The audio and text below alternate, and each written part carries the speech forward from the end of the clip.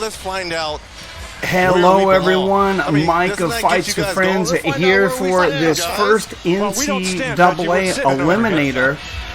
Two number 16 seeds. I have Billy Hughes here with me again. He was great on the mic last time, and he knows a lot more about basketball than I do. How's it going, Billy? 11 NCAAs, and Lewis Garrison in his second NCAA tournament. All right, there is the tip-off. The tournament underway.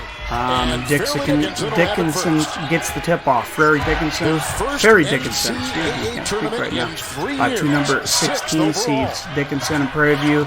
Winner of this will face my favorite team, Gonzaga. Of course, wow, great defense there by Prairie View, bringing it up the other way. And this is where Prairie View is going to have to be aggressive, coming up with steals, creating. Then I go to the outside. Prairie View is going to have to be more defensive tonight, I think, to be able to get this one done against Dickinson. They're going to have to get some turnovers, I think, to have a good shot at winning this. And there's a score. 2-0 lead for the Panthers. Well, he is a very reliable Prairie View 2-0 out of the gate. He is very dangerous. 20-13 record this season. Fairleigh Dickinson, they've won 8 consecutive games, 14 of 16 games, so they are on a roll. Pass to the outside, three-pointer. Three-pointer for Dickinson. Only 9 of 17 from 3 coming into this tournament.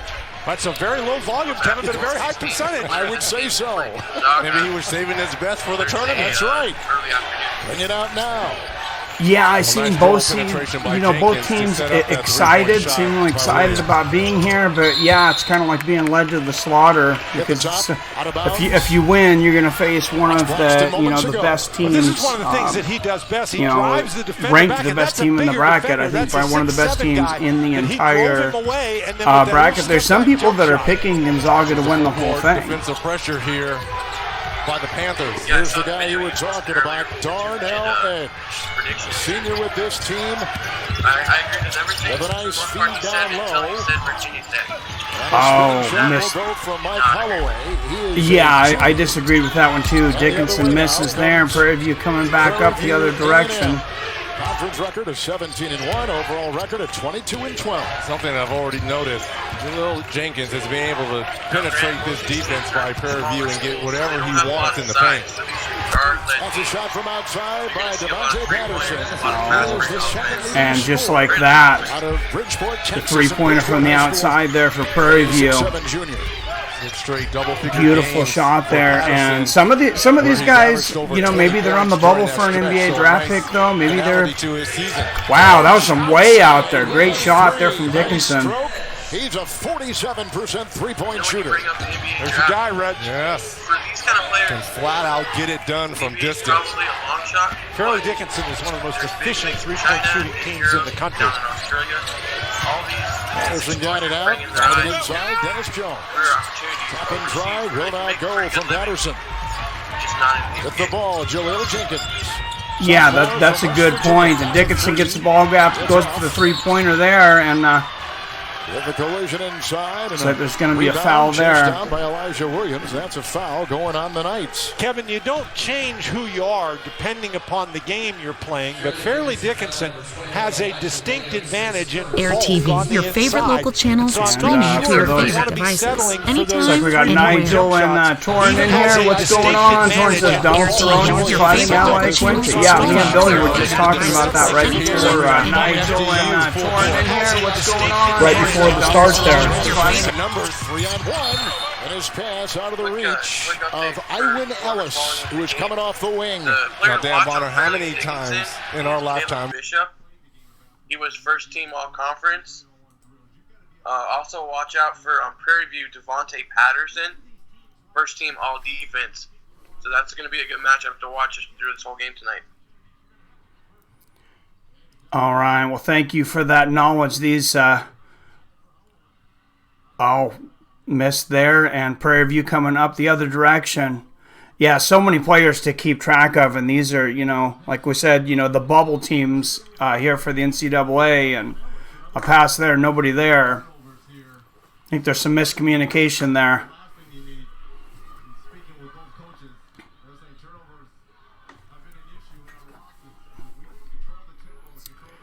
And there you see back-to-back turnovers for Prairie View. Everything I've seen so far has Fairleigh Dickinson as a pretty decisive favorite. I think it's just on conference strength is what they're based off of, but so far Prairie View seems to be hanging in there. So yeah, and they just got a steal right now coming down to the other side, and a miss. Dickinson, great rebound there. I believe Dickinson was a better rebounding team during the year. And just kind of what I heard in the pre-analysis from a lot of people. Oh, and Prairie View gets a steal there. Is that maybe Prairie View plays a little better defense. Obviously, if you can win the turnover battle. Great block, though, there from Dickinson up the other side of the field here.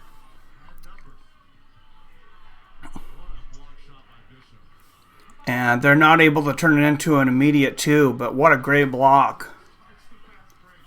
Three-pointer from the outside. And that's a miss, but Dickinson, Prairie View, they got to get those defensive rebounds tonight. Every opportunity they can, they have to take advantage of it. Yes, and it would just say this would be the first time ever, if Prairie View wins this would be the first NCAA basketball game that they have ever won. I believe it's only their second trip to the tournament. Yeah, that's correct. Yeah, that's what I've seen. So. Now we got a commercial break. I was wondering your thoughts on just this whole process of the first four. Do you think it's an asset for them, or do you think it's kind of a waste of time? Would you go back to the old 64 teams? I mean, I guess I would have to have the stats, and I could obviously make, a little better decision if I had the stats in front of me as far as what, what kind of ratings they're getting out of this, which I doubt are much. The positive I can see for it is that today's world, to me, it seems to me that everybody forgets about everything until it's happening. And even from like when I was younger, even like 10 years ago, it's like everything's moving so fast. And maybe this is just kind of a reminder, like a little kind of advertisement for the tournament that's on its way. So maybe it's a positive, in that way. If it's no-name teams that people really don't know a whole lot about, I'm not sure how much you get out of that. I don't know that there's a lot of negative to it. I would switch the format because, like, today and tomorrow, the first games on will be the 16 seed play-ins, and the later game is the more known teams. Like, the next game is Belmont Temple, and then the late game tomorrow is St. John's Arizona State. I would have that be the first game where you have a better chance of more eyes on it than it being the second game. Yeah, I agree with you there. Get people like right as they're coming home, and especially on the East Coast, I'm sure that's pretty late.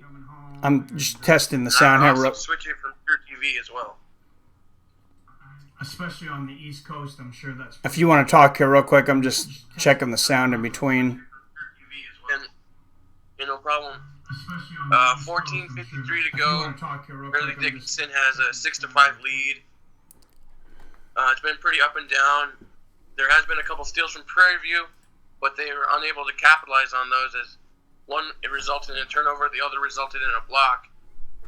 And the ball is back in with Prairie View with 15 on the shot clock, running their Princeton-style offense, with there's a lot of back cuts and trying to open up shooters. Yeah, good breakdown here as they're showing right here. If you're wondering, the winner of this will be playing Gonzaga. It looks like 4:27 on Thursday, Pacific time, 7:27 Eastern. Only some interesting times that they have on these, but And back at it, Dickinson from the outside. Big air ball. This isn't going to be aesthetically pleasing, this particular game, but I feel like it's going to be entertaining nonetheless because these kids try so hard. Yeah, and that's why I enjoy this so much more than even like the NBA. And not to say like the NBA, they don't try hard. It's just, as you know, there's so many differences between the formats in college basketball. I like the three-pointer being in closer, honestly, and there's a three-pointer from the outside there for Prairie View. Prairie View up 8-6. The possession arrow thing kind of makes it interesting, even though it's kind of a wonky rule to me, where if two teams are fighting over the ball, it goes to the one the arrow's pointing towards. Could you give me a time on yours? I'm a little bit ahead of you. I want to sync up. Oh, and there's a steal there from Dickinson, 13:40 right now. Okay. Three-pointer from the outside misses for Prairie View. Goes for the tip. Dickinson bringing it up the court. Knocked away from number 3, Jenkins. And that'll be a foul.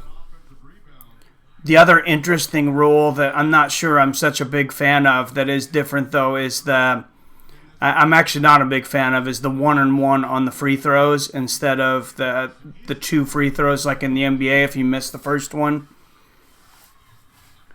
I listened to Clark Kellogg, who was one of the CBS analysts. I think it would almost be funner to have 1-on-1 the whole way. And make them earn it. Yeah, if you're going to do it one way or the other, but then, what's to keep one team from just continuing? I mean, they're already, trying to foul the worst free throw shooters, and then it seems like that would just kind of maybe make it a little messier. The old, what was it? Was it the Dwight Howard rule? Or maybe, it was Hack-a-Shack. That's what it was. Oh, yeah. If you're talking about NBA, it was the Hack-a-Shack. And before that, it was actually the Wilt Chamberlain is the first one that they changed it for. Because, they would because I believe they could foul anyone and then send Wilt to the line. I think that's... Really? I'm not completely positive on that. But crazy that Wilt wasn't a good free throw shooter. It's the guy that scored 100 points in one game. Yeah, on a steal there from Prairie View. Like I said, Prairie View is going to have to get the turnover. Steals the inbound pass. Huge block from Dickinson. Wow, Elijah Williams, he got up for that one. That's the replay on that one. Almost jumped all the way over him. That's impressive. From my point of view, Fairleigh is playing very tight so far. Yeah, I sense that. I sense that too. And Prairie View seems very loose. And as you can see, they're shooting from way out, and they hit it again, 11-6. I don't know what the lines were on this. I didn't look at any actual betting lines for anything yet. I knew they were out there. And I don't know the exact number, but Fairleigh was the favorite. And Dickinson with another shot. Prairie View with another defensive rebound. And they've scored 6 unanswered points. And they're bringing up the ball up the court for more. And there's a foul. Another big thing for people that are NBA fans and haven't watched as much college. NBA, you get 6 fouls before you're out. College, you're out 5. You're out in 5 fouls. So a player gets 2 fouls in the first half. That can be a really big thing, and you have a really big question to ask yourself. That could be the doomsday scenario for Duke, with them having such a weak bench and a short bench. So if Zion gets in foul trouble, that could cripple him somewhere in this tournament. They need to watch out for that. Yeah, definitely could. Prairie View with another shot from the outside. Now 8 unanswered points. Dickinson has not scored in over 5.5 minutes.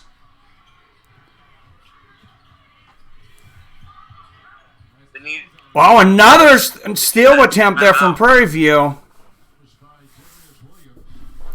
I just think it seems that Prairie View just seems to have more energy tonight. Maybe, like you said, maybe they're looser. Maybe Dickinson's a little tight. But they seem faster. They've seemed more aggressive on defense.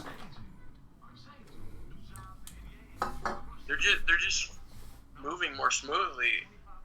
They're causing turnovers. They're making their shots, and it's almost like Fairleigh Dickinson's in a panic mode when it's so much time left that if they just settle down and run their offense, they can turn this game around quickly. But they're digging themselves a hole. Yeah, and it's not like, it's not like they have a team full of superstars, guys that can come out there and, score at will to come back. So I think that's a good point to make. It's not like you can send Zion Williams out there to just, score, take over the game. With it being in commercial, I'd like to discuss the second game tonight.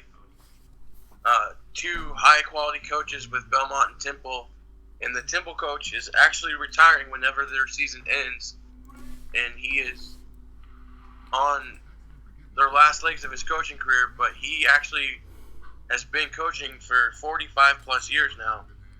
Oh, wow. That is incredible. I did not know that. And honestly, I don't know if they can pull it off against Belmont, but I see either one of those two teams beating Maryland in the next round. Well, what a great accomplishment for him. Yeah, a lot of people have been saying that. A lot of people have been saying Maryland's overrated. And just a quick break from our sponsor here, Sling TV. Make sure and hit that link there, and you're going to get Sling TV for $10 a month, ESPN 1, 2, and 3. And then just not a lot of fluff on this. TNT, TBS, Disney if you have kids. So, not a lot of channels like 25, but you don't have your garbage channels on there. So, what's the price for the next two levels on this Sling there? You know? So it is the 40 plus channels. You get the blue. You can get the blue and the orange, and that is it's $40. Okay. So and that's after the 3 months, I believe. Don't quote me. I believe it's $20 if you want to do that for the first 3 months, and then goes up to $40. The regular package is going to go up to $25 a month after the first 3 months. I think that's still by far the cheapest. I don't want to tell you how much Comcast costs right now. Compared to those prices, Sling seems like a heck of a deal. Yeah. Oh, I'm sure you're paying over $120 probably for your cable and internet. Oh yeah. Prairie View with another steal here. Quick hands tonight. And Dickinson gets the defensive rebound, but they have not been able to put the ball in the hole for a very long time. They haven't scored a field goal in, I think, over 7 minutes now. And another defensive rebound there for Prairie View, bringing it back up the other way. Traveling call there on Patterson, number 15. These first 4 games taking place in Dayton, Ohio, the home of the Dayton Flyers. Yeah, and I'm sure it's not hard to sell any of those tickets, even for the elimination rounds. I'm sure basically anything college, people come out for it, but it does not look like it's a full stadium at all, at least right now. No, I think it will be full for the Belmont Temple game. Like I said, the world's watching the Temple's coach. There's lots of hype around that second game. Yeah, I think you're right about it. What you were talking about with maybe the game should have been switched. As you can see, Dickinson now has 8 turnovers. Oh, and a 3 from the outside for Prairie View, and they go up by 10, 16-6. 8 turnovers in less than the first half of basketball, too. That's just ridiculous.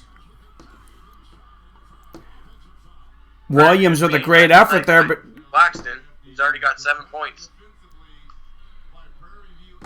yeah, he's been shooting the ball well, and that's got to be super frustrating. Williams putting his body on the line, trying to make something happen, draws the charge.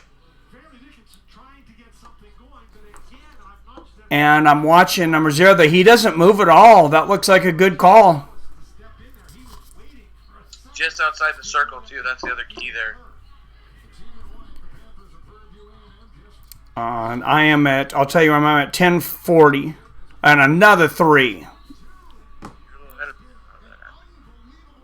Wow, another 3 from Prairie View. They are up 13-6, and they have got a great start. It is very early, but a great start to possibly winning the first game, NCAA game in the history of their college.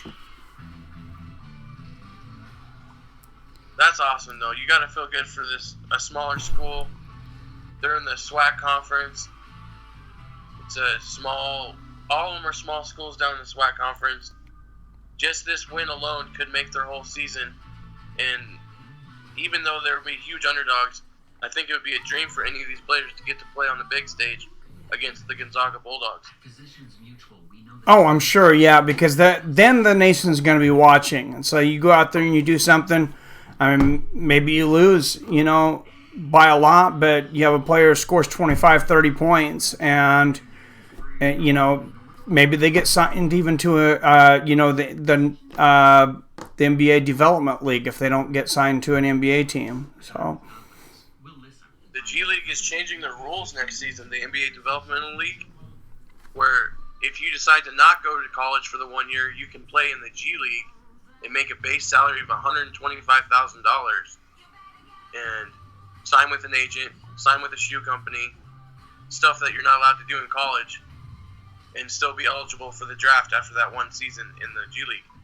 Oh, wow. I did not realize that. I could definitely see some players going that route. Has anybody prominent, do you think, already gone that route? I've only seen one player, and he ended up not getting picked in the first round. He ended up being picked in the second, and he actually took a contract with the European League playing in FC Barcelona. So we'll see with this new rule coming in. I still think that they're going to go to college and play for Coach K or play for Roy Williams at North Carolina or Mark Few at Gonzaga or Boeheim at Syracuse, because they're the kings of the school for that 1 year, and they have to go to school for one semester. So, well, and when you get, I'm sure when you get to the NBA draft, yeah, and you've played at that level, I'm sure it's going to mean a lot more. Oh, I completely agree. Unless a lot. I'm sorry. Oh no, go ahead. Put up the score on the screen so people can keep track of that. Oh, thank you. Yeah, good idea. Every so often. Yeah. And while you're doing that, Prairie View's defense has caused 5 steals and 2 blocks already in the first 8 minutes of the game. The flavor of the game so far is hold on to the ball if you're Prarie Dickinson, because turnovers are eating them alive, and they're on a scoring drought of almost 7.5 minutes, and that's catastrophic for their chances to make it out of this round. But they just drained a 3, so who am I to say, I guess.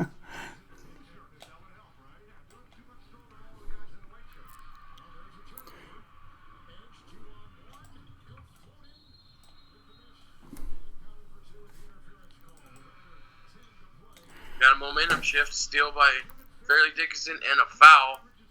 Send them to the line. Seems like they're waking up. That last time out, the coach got on them pretty heavy, so.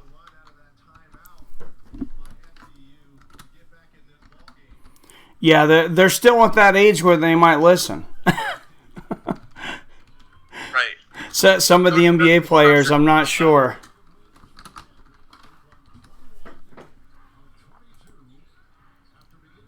Prairie View more size too. I think that's why they're causing so much trouble for Fairleigh Dickinson is they haven't been able to drive the ball like they're used to.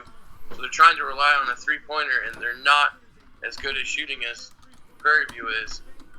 And so I think they need to switch up their game plan and go to some screens and maybe set up some drives to the hoop and kick it back out for more open shots that way and see if that changes the momentum of the game. Yeah, if they're playing Prairie View's game, they've been careless with the ball. I mean, careless passing, as you talked about. All the turnovers, 8 turnovers in the first 9 minutes of the game. I mean,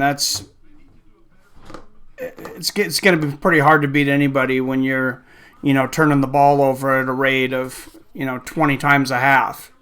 And they're known for being military-like in their approach, and with these turnovers, it's just the complete opposite of how they normally play. And granted, some of that has to be given to Prairie View, but maybe the stage is just getting to them at this point, and they just need to calm down. Yeah, and you see things where teams come in and they're tense, or it takes a little while to adjust, and then you get later in the game and it seems like a different team a lot of times. So I mean, that could happen.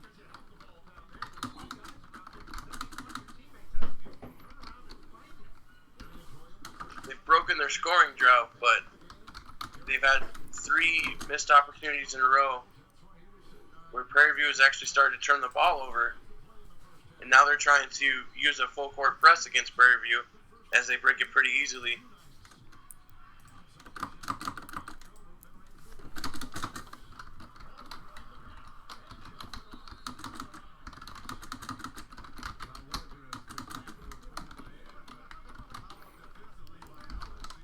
Another missed opportunity.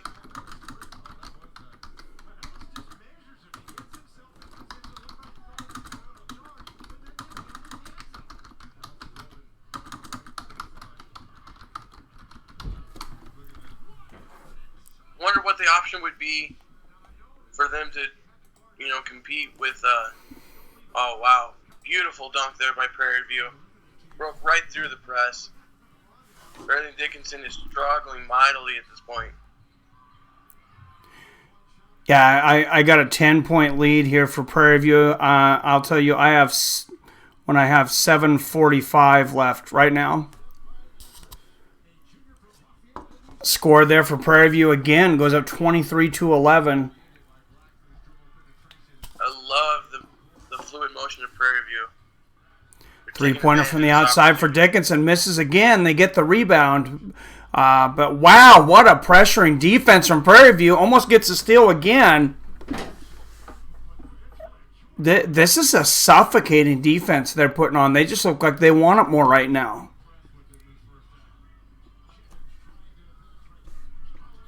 Oh, nice pass inside. Oh, beautiful dunk on the follow-up there from Dickinson. Still down by 10 points. They got to crash the boards, get tight on defense, disrupt the flow of the offense for Prairie View, just make it a mucky, dirty game. Because right now Prairie View is kind of having their way. Yeah, I think that's the first key, like you're talking about. They have to crash the boards, especially the way Prairie View's been playing defense, the way Dickinson's been turning the ball over. I don't think Dickinson can afford to be out-rebounded from here on out. I think you're right on.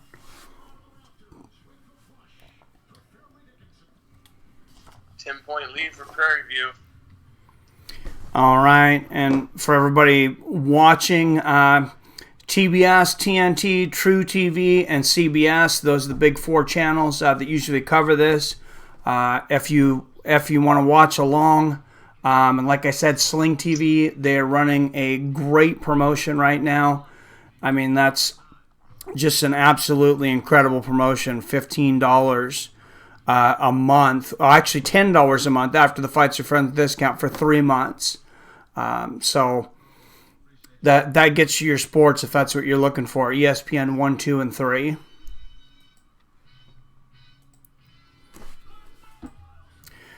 I absolutely love this commercial with the mascot for the Rockets. It's tremendous. Oh yeah. I don't think I'd seen this. I usually don't watch cable during the. Got all the commercials now.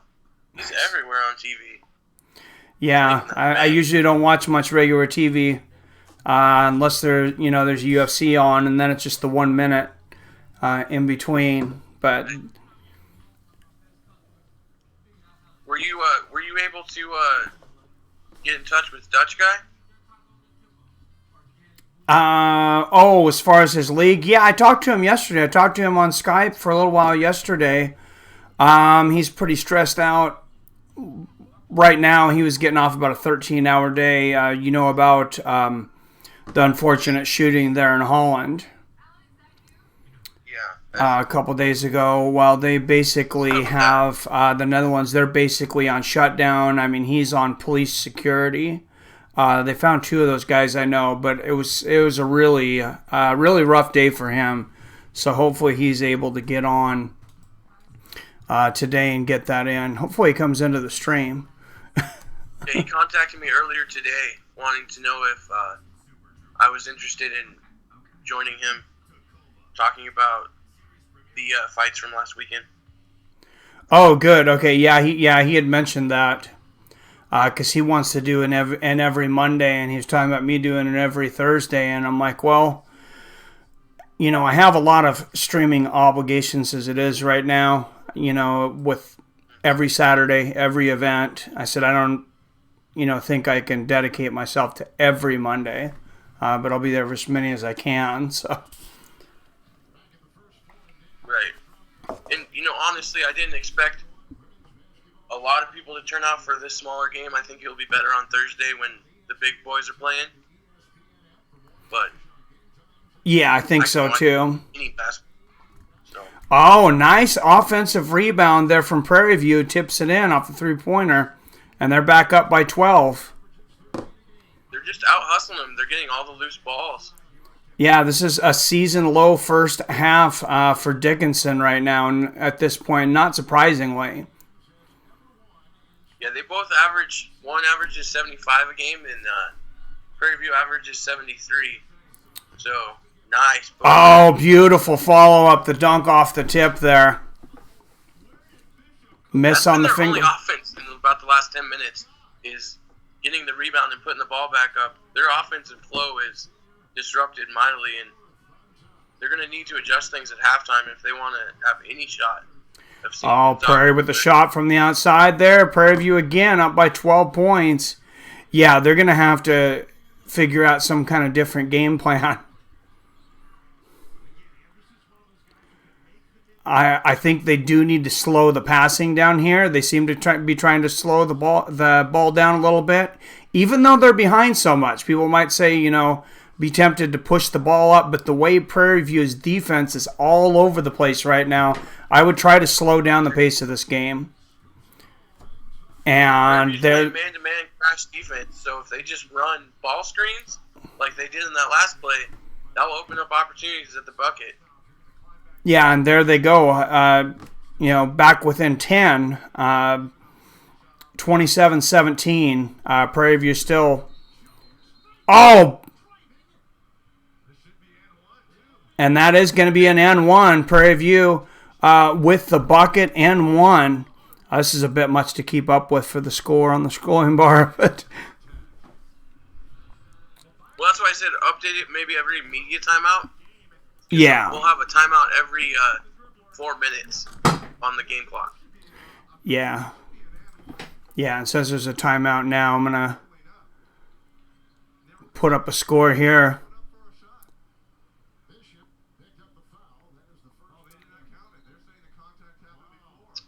That was pretty close to being a charge. Yeah, and they're going to say that, saying that the contact actually happened before the foul too.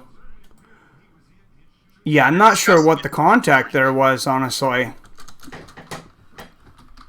They're going to the monitors. I don't have the sound on, so I don't know if someone got hit in the head or. Let's see the replay. I don't see much. I don't know why we're going to replay for this. It was a pretty standard blocking foul there. They're trying to decide whether he was fouled before the shot, whether to count the basket or not. Oh, okay, I see. And they took the shot away. Yeah, that looked very close. Now it's back to 27-17 Prairie View with 2 shots. No, they gave it to him. My mistake. Oh, they're going to give it to him now. Yep, they did give it to him. They just changed it. We have the point guard for Prairie View step into the line for the and one. Dennis Jones averages 8 points a game with 2 steals. He is the SWAC Defensive Player of the Year. So he's the catalyst for that Prairie View crash defense. Although he's going sideline for a break at the moment. But if you see, Mike, look at this man-to-man pressure from Prairie View. They're not even past half court. And they're just smothering Shirley Dickinson.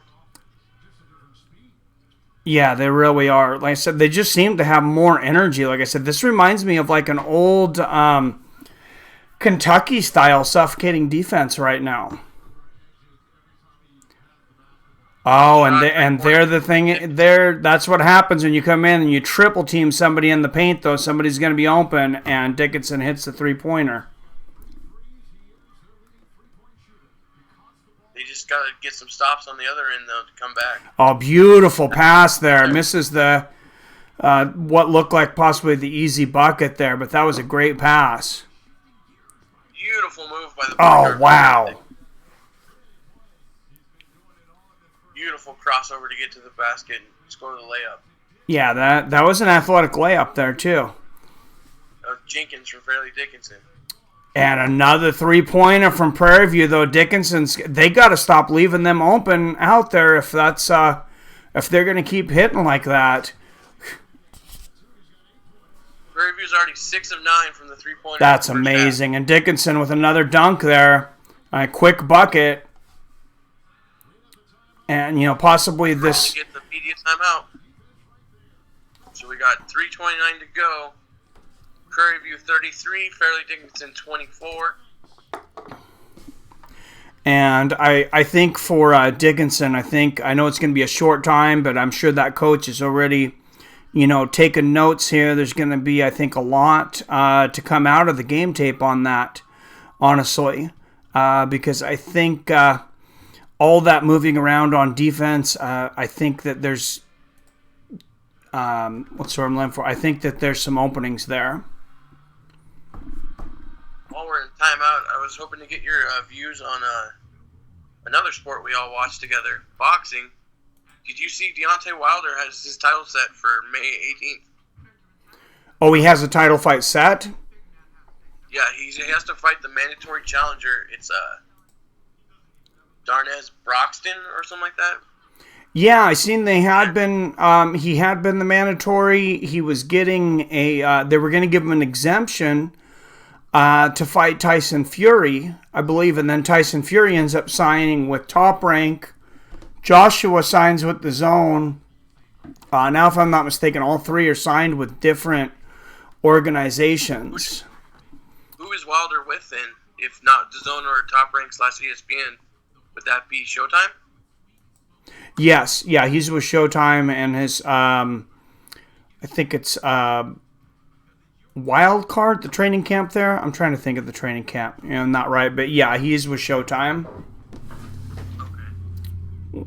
Which should be Showtime. Deontay Wilder is a huge college basketball fan. He's got his celebrity bracket out there on Yahoo. Oh, nice. What's up, Haterade? You watch college basketball? Yep. Yes, it's just beginning, man.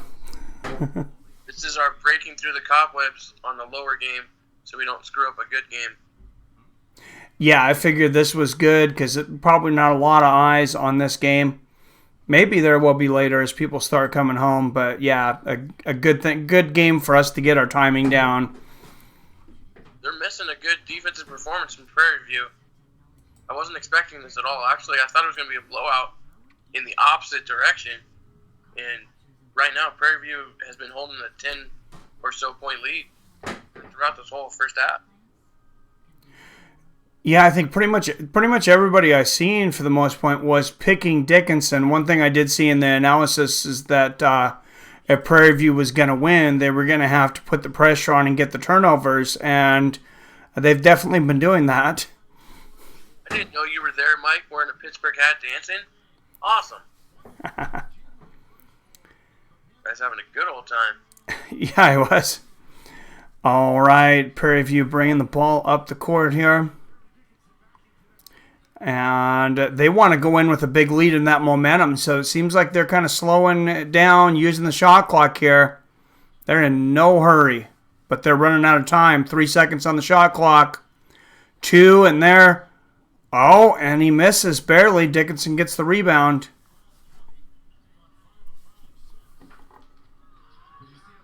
You know, I came in talking about the Fairleigh Dickinson star player, Bishop, and although he does have the most points on the team, he has not hit a three-pointer yet and has 4 turnovers. So that spells disaster right there if you're Fairleigh Dickinson. Yeah, that's this is not a team full of stars for sure. So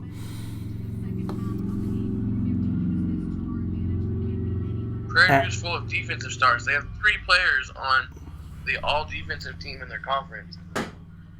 well, the defensive effort's definitely showing. I mean, they are all over the place. This is the player, Mike, I'm talking about. Caleb Bishop right here at the line. He is the star player for Fairleigh Dickinson. Goes 1-1 on the free throws there. And you're right, Prairie View has took the air out of the ball. They were running a high-octane offense, and now they've slowed it down. And this has been back-to-back possessions where it's been disaster.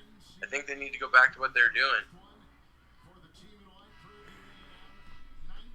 Yeah, I think maybe they play better when they play a faster game. I mean, I could see the thinking that, you know, you want to go in with that 10-point lead at halftime.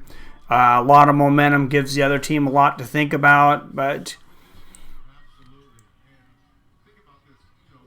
you know, now they start coming back. You feel like you go in feeling like you blew a big lead, and there's a foul there on Prairie View. Then Dickinson's thinking Dickinson's feeling pretty damn good about themselves if they go in, you know, down by only 5 or 6 points. I think that's their goal, is to get it under 5 before we go to break. And they've slowed up the tempo, and it seems to be working. This is their second trip to the foul line. Scoring without their clock running is their goal at the moment. Yeah, the free throws here, from what I've seen, they seem to be a better, at least before this from the season, what I was seeing, a better rebounding team was Dickinson than Prairie View. So, yeah, I think just a totally different style here. And I think maybe you're right, Prairie View needs to go back to that fast, suffocating defense and the fast offense. Point guard Darnell Edge has been carrying the load for Fairleigh Dickinson. He has 13 points and 2 assists so far. While on the other end, Prairie View is being led by Devontae Patterson, first team All-SWAC, who has 8 points and 6 Oh, nice pass to the outside there. Misses. Beautiful rebound from Prairie View, though. And they get it again there. A lot of missed opportunities for Dickinson. They get the three-pointer there. Dickinson had 4 chances to get the ball there, either on loose balls or rebounds, and they let Prairie View out-hustle them every single time. And they're short of a rebound, and here we go. The fast pace of Prairie View again, like you talked about. Oh, he loses it, though, and here comes Dickinson. Crashing the boards, easy buckets. Yup. Back to a 7-point. Got a break in the action. Number 11 is hurt on Prairie View. He's holding his... Uh-oh. Did he get kicked in the lower regions, or that's what it looks like by the grimace on his face. Obviously, they had to bring him out and substitute. Here's the replay.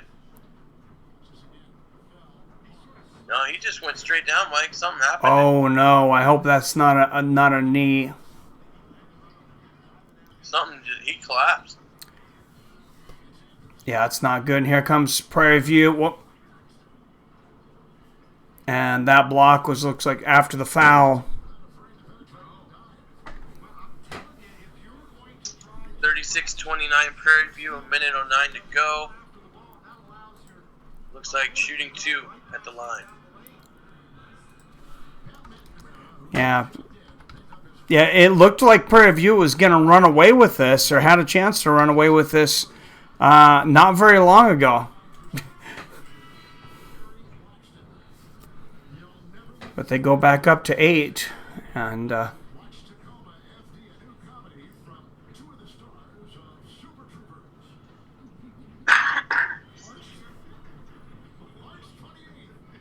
when Fairleigh Dickinson gets close, Prairie View pulls back away.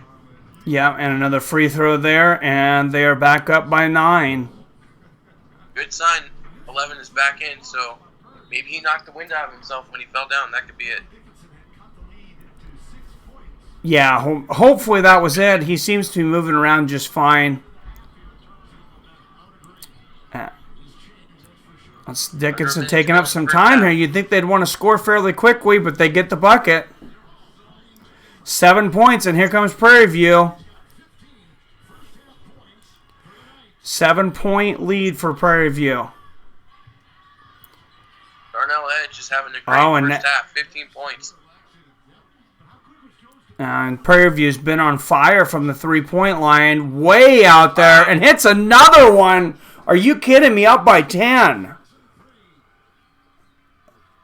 So demoralizing for Fairleigh Dickinson. Plays good defense for the whole possession, and he hits a 3 from behind the NBA three-point line to crush the hopes of Fairleigh Dickinson. Yeah, this is a big possession right here. You don't want to go into the locker room down by 10 in this slow of scoring of a game. Beautiful shot. Oh. It's going to take halftime. He really needed that. That's a clutch shot. 18 points in the first half. If it wasn't for him, Fairleigh Dickinson would have no chance. He single-handedly put the team on his back. Wow, and even in a game where they were down by so much, this is the kind of thing, like we were talking about, that scouts are looking for. He's putting the team on his back. And what about the moment there? Towards the end, looks like double defenders, and he's able to hit that three-pointer under some pressure. Right when they needed it the most. They got the lead under 10 going into halftime. What's up, Hadrian? So what's the run on this game? View looks like the smaller team, but hitting their shots. That looks... Yeah, they've been on fire from the three-point line. They created a lot of turnovers early, and being, looks like the smaller team. They've at least stuck with Dickinson on the rebounds, if not out-rebounded them. So we are at halftime, 7-point lead for Prairie View. We're going to make some defensive adjustments if you're Fairleigh Dickinson to prevent the three-point shot from Prairie View and see if they can come back and make it a ball game here in the second half. Yeah, that definitely could have been much worse.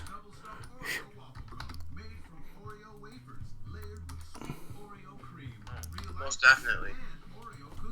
So now we're at halftime. I figure we can do a little MMA chat if you're down, Mike.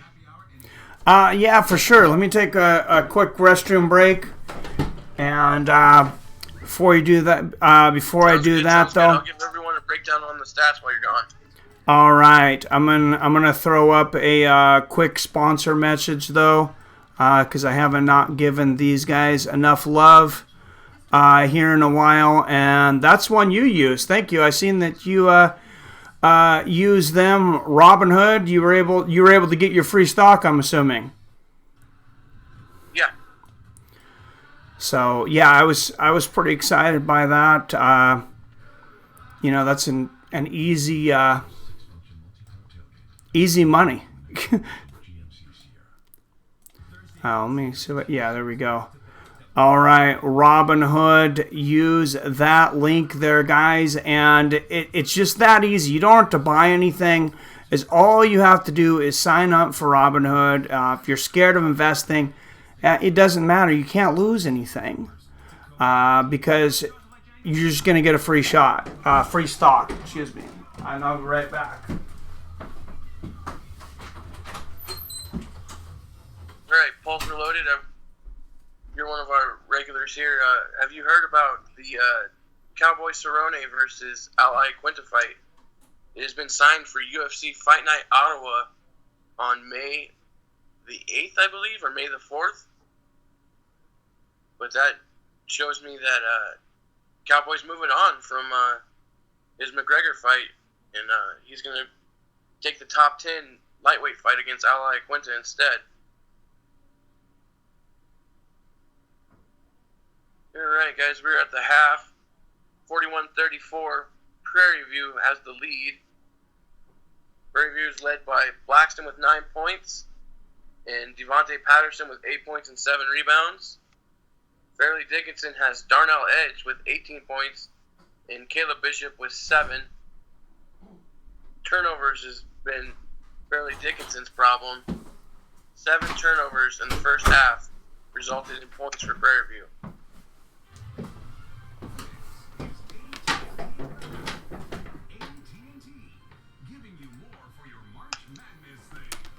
All right, I am back, and I haven't heard anybody mention the sound on this. I'm going to put in some headphones to test it. When I tested it earlier, it seemed like it was loud enough, though. Pulse Reloaded, I agree with you. I see Cowboy taking that fight, too. Ally Quinta's a tough matchup. He's an all-around rugged, good fighter.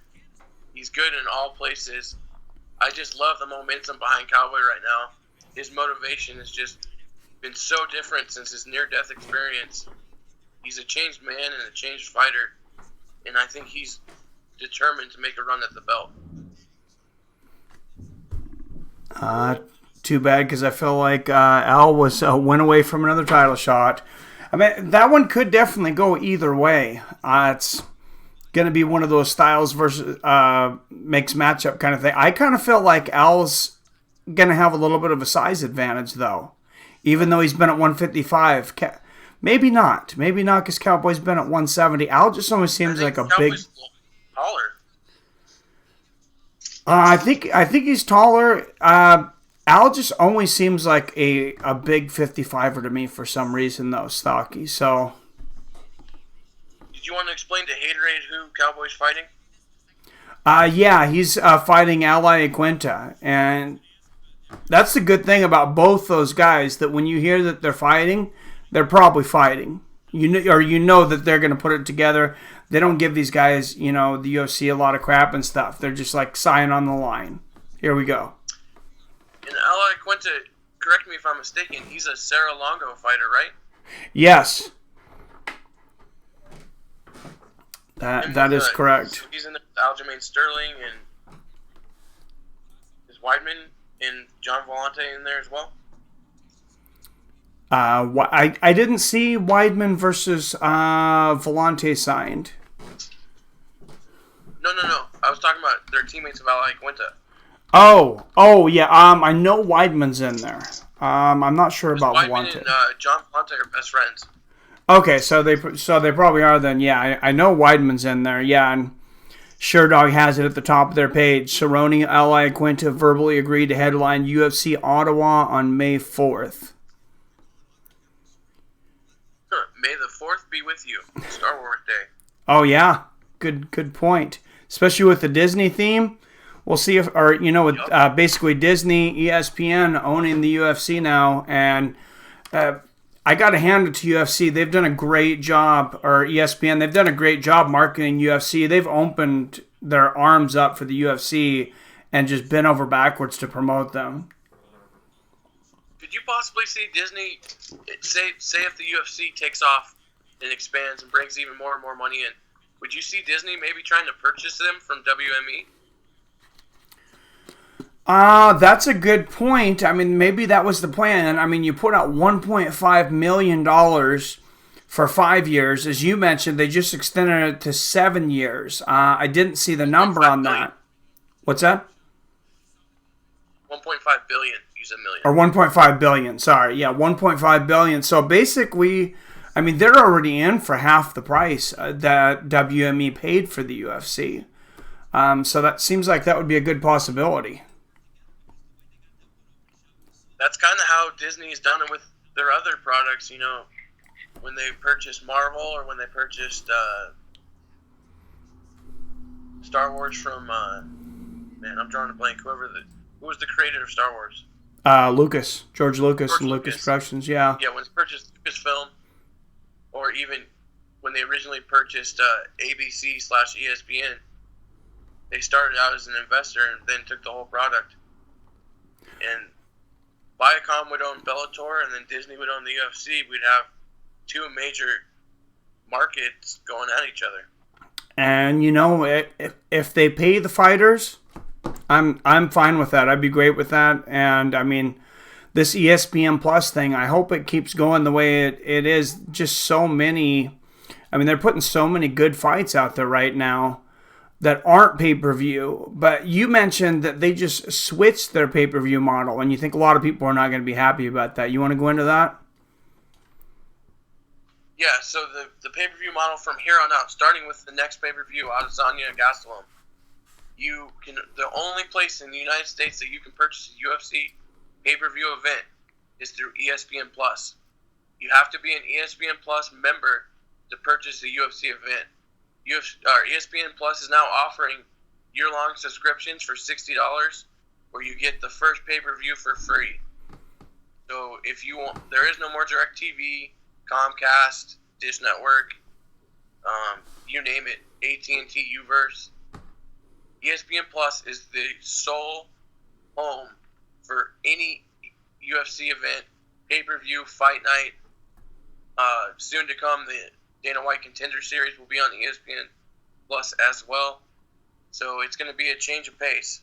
The only people that can buy UFC pay-per-views that aren't with ESPN Plus are like Buffalo Wild Wings and big bar owners.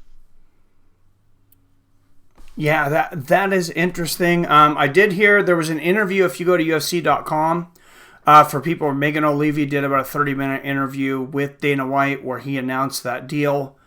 He said one of the things he was most excited about that deal is that now they are actually going to have the right to offer discounts on their own products. Before, it was a huge thing because you were dealing with DirecTV and cable companies, and I'm just quoting what he's saying. And he's saying now, you know, with ESPN, they have so much more mobility. And as you just said, you get a pay-per-view, the first pay-per-view on ESPN Plus, and you get a year for $60. That's less than the price of a pay-per-view. Right.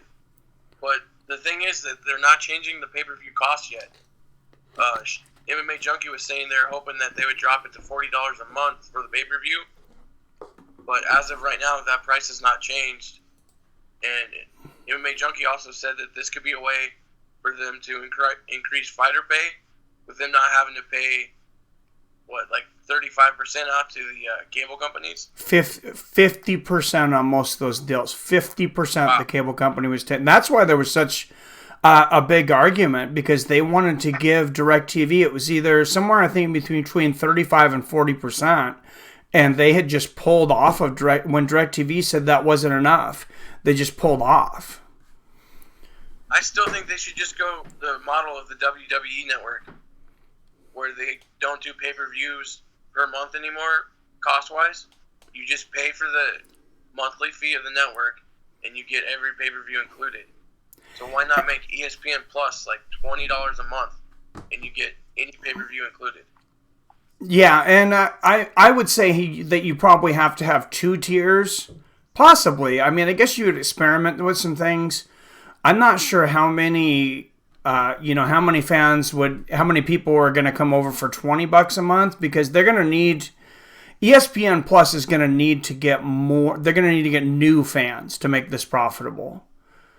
It's not just going to be on the old fans to keep this going. So I think maybe you keep the two tiers, $5 and then, $20 a month with the pay-per-view.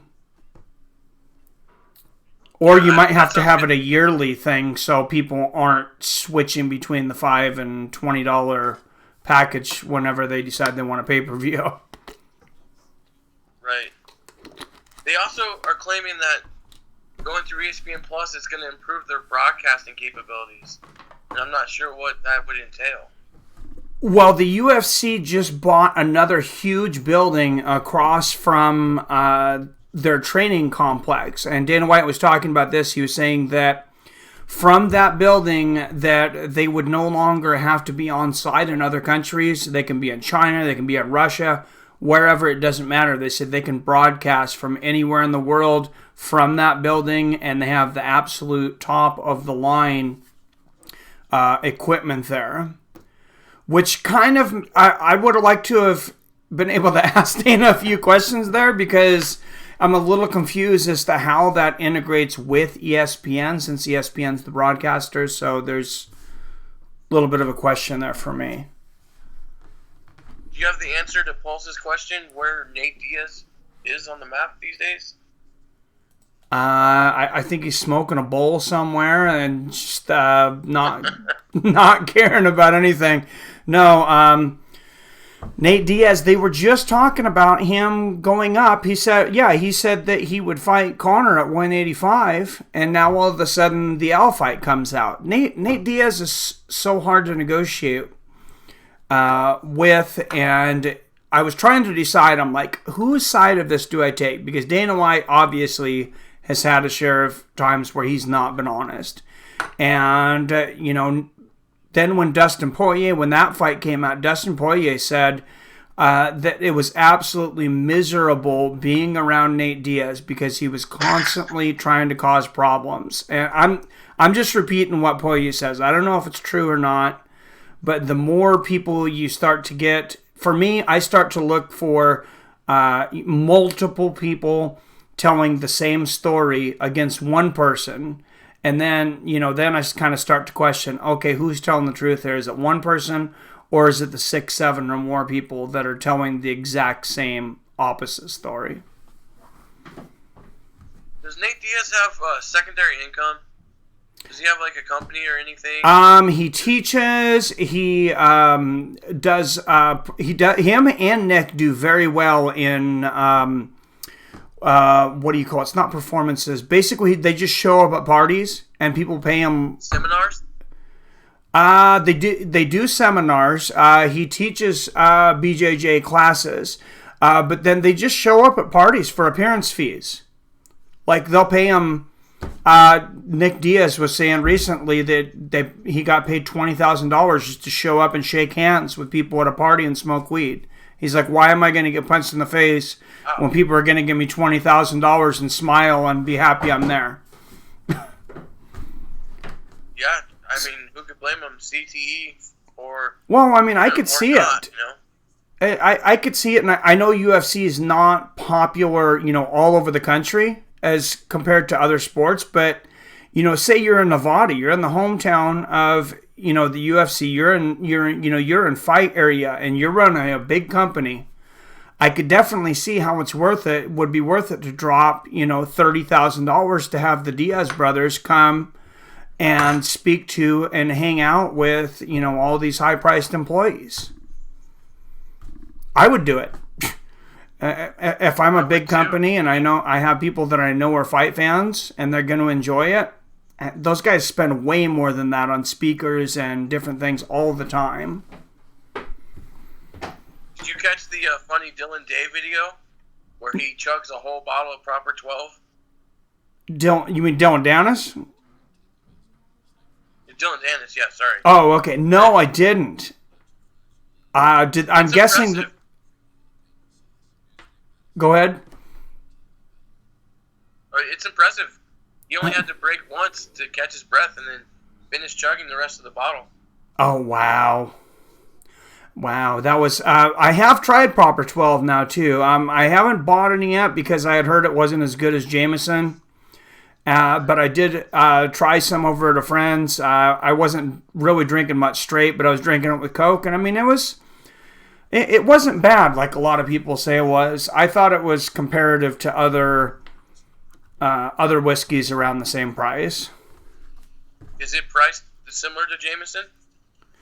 Yeah, it was actually just a little bit more in this area. I seen, and I think it was on sale. I think Jameson was on sale for $18 a bottle, and then I seen Proper 12 actually for $22. So, okay. So I think maybe they brought the prices down because I thought that it was $30 when it first came out. So, and I'm sure it changes, fluctuates quite a bit depending on the taxes in whatever state you're in. But Washington's got some pretty high out. Saturday, correct? Oh, what's that? We do have fights on Saturday. That's the Wonder Boy fight? Yes, Wonder Boy and Stephen Thompson. And I hear a lot more people getting excited about Anthony Pettis coming into that fight, and I'm not sure if it's just a wishful thinking thing. I mean, nothing's changed in my mind. I mean, except for Pettis, he's a tough SOB, but I just think that, his tools don't match up well, and I wonder if people are second guessing this after seeing how well Jorge Masvidal matched up against Darren Till. Right. And there's a huge size differential in Masvidal and Till. You could easily see the size difference. Very, very similar. And Thompson and Till are two fighters that fought each other, kind of to a standstill. It wasn't, a fan favorite fight, especially, for people that aren't hardcore striking fans. I had a fun time trying to make it sound exciting, but there was, 90% near misses in that fight. All of the Damian Maia Anderson Silva title fight, which everyone got a good nap out of that fight. Yeah, Damian Maia did that to a lot of people, though. I mean, he's not able to strike, but he got to the point to where somehow he could isolate other people striking. I mean, he did it very well against Tyron Woodley. That's what got people calling Woodley Tyquil. Was basically that fight. And now Damian Maia is strictly going to fight in Brazil like Jose Aldo. Did you read that? No, I didn't. That makes sense. I mean, that makes sense. And if I'm the UFC, it's why not? Why not get as many Brazilian fighters out there as you can on those cards, especially as these guys are getting older and don't have the same drawing power other places. I mean, I'm all for it. I think that's genius. I'm reading the comments about Proper 12. I'm intrigued to see if Connor's legal issues pull back from him being the spokesperson. Well, he owns the company, so I don't think so. Well, I would put his wife up there instead. That's true. He should, the guy that he smashed his phone, he should let that guy go on the commercial with him. Let him do the commercial. Have him apologize on the commercial, and they squash the beef over a shot of Proper 12. Yeah, proper. What's the word I'm looking for? Proper apology with Proper 12 or something like that. Perfect. I like it. And that's the thing about Connor is it's like, and no matter how people feel about him, when he does decide he's gonna, he has his head on and that charisma comes back, it's like he can turn people around like that. And the guy just oozes charisma. You seen him in Boston, kind of bumping elbows with the Boston Bruins and different people over St. Paddy's Day weekend, and I think he did a great job already of kind of some damage control. No matter what, though, Connor's always going to be must-see TV. It's just how long are Dana White and UFC going to be able to put up with? Oh, big block from Davidson to start this out. Prairie View had the first possession. Davidson gets a big block, and they're looking to try to set the pace here in the first half after Prairie View had been up by, I believe, as much as 17. Still from Prairie View here, though. Prairie View's still looks like they're going to take the air out of the ball. I completely disagree with this change of tactics that they went to about 4 minutes to go in the first half, and they're going back to it here in the second half. Yeah, I agree. I agree with you on that. I think they're and a nice 3-pointer there, though.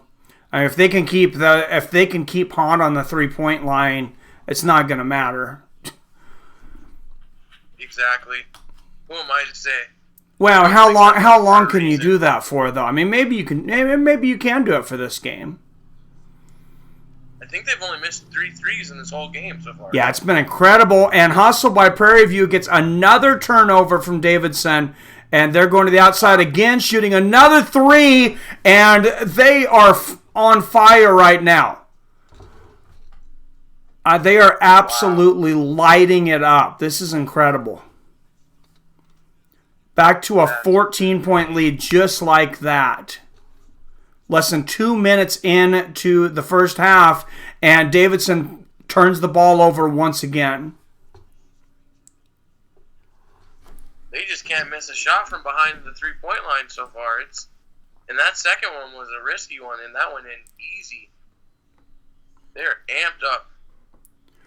Yeah, they are. Hey, Reed, I watched part of the Rogan Usman podcast. I'll end up listening to it while I'm at work because I need something to fill my days up when I go back tomorrow. So. Was it good, the part you listened to? Yeah, it was. I'm glad that Usman got on the podcast. He needs more exposure.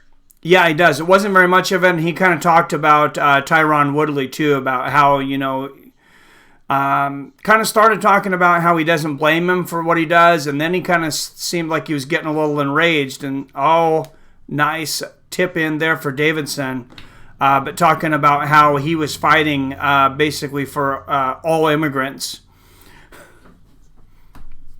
Slam dunk for Fairleigh Dickinson. And wow, and they switched the momentum a little bit just like that, back to a 9-point game. There's the turnover difference, though. Points off turnovers, 20 for Prairie View and only 8 for Fairleigh Dickinson. And there's your difference right there on the scoreboard.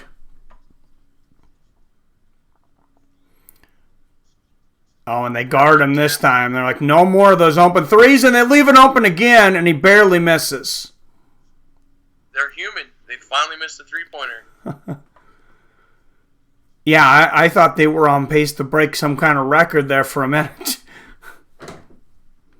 They're both shooting pretty similar field goal percentages. It's the turnovers and the 3-pointers. And there it is again. Another. Was that tipped? I don't think it was. That was a strange pass because there was nobody near it. Yeah, I didn't see a tip, but I'm like, how in the world did he get the ball over there? I think he was expecting someone to cut in, and they didn't, and so he just threw it to the fans. Well, there's been I've seen some miscommunication on their part several times, where, especially in the key, where they've passed the ball and a guy has not been in the right place. And here comes Prairie View. Yeah, they're working that perimeter again, looking for that 3-pointer. But as you said earlier, they're starting to run the clock down again. 4 turnovers in the last 6 possessions for Fairleigh. Wow, it's like, yeah, you just got to get out of your own head at that point. And I mean, you've just had your halftime speech, and you come out like that. That's got to be so frustrating for the coach.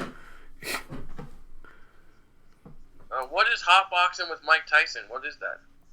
Oh, it's his new podcast. He had Joey Diaz on there recently, which was absolutely incredible. I believe it's on YouTube and Apple Podcasts. I think probably pretty much anywhere you can get Apple Podcasts, and it's just basically Mike Tyson relaxed smoking weed with some celebrity and chatting it up for 2.5, 3 hours. I get it. Okay. Yeah. Okay. Well, I bet that was sheer amazement. Joey Diaz is always good. I watched him do the podcast with the singer from Cypress Hill. Oh, okay. I didn't see that one. Be Real? Yeah. They sat in B-Real's car and smoked blunts throughout the whole thing, and Diaz is just comedic gold. I can listen to that guy any day of the week. Oh, yeah. He's so easy to listen to. And, I seen Be Real, actually, because... they've grouped together Be Real, Chuck D, and then the former members of Rage Against the Machine minus Zach De La Rocha formed up for Prophets of Rage. And I seen him in Seattle, and Be Real just started crowd surfing while he was smoking weed in the crowd. It was quite entertaining. Wasn't sure if I should have brought my daughter at that point, but... Oh, that's too much. That's funny. It was hilarious. Yeah. Nice. Do you remember what the score was when they went to commercial break? Prairie View just made a shot. They're up 11. They are in another media timeout. That's why I asked about hot boxing since we're in a timeout. I was just trying to update the score. On there, huh? I hadn't updated the score since 41-34. Yeah, I haven't seen much of a difference in the second half so far. It's kind of the same as the beginning, with Prairie View making their shots and Fairleigh Dickinson making mistakes. Yeah, it's like you see moments of concentration with Dickinson, and then it's like there's more moments of lack of concentration than there are actual concentration. I'm not sure what the issue with the focus is there. Are you seeing this commercial, Mike? With the parrot and the dog? Oh, no, Charles Barkley, Larry Bird. Oh, that's a good one, Capital One. Charles Barkley is the star of those commercials. He does it with Spike Lee and Samuel L. Jackson for every tournament. They do these Capital One commercials, and I love Samuel L. Jackson. Stand-up comedy.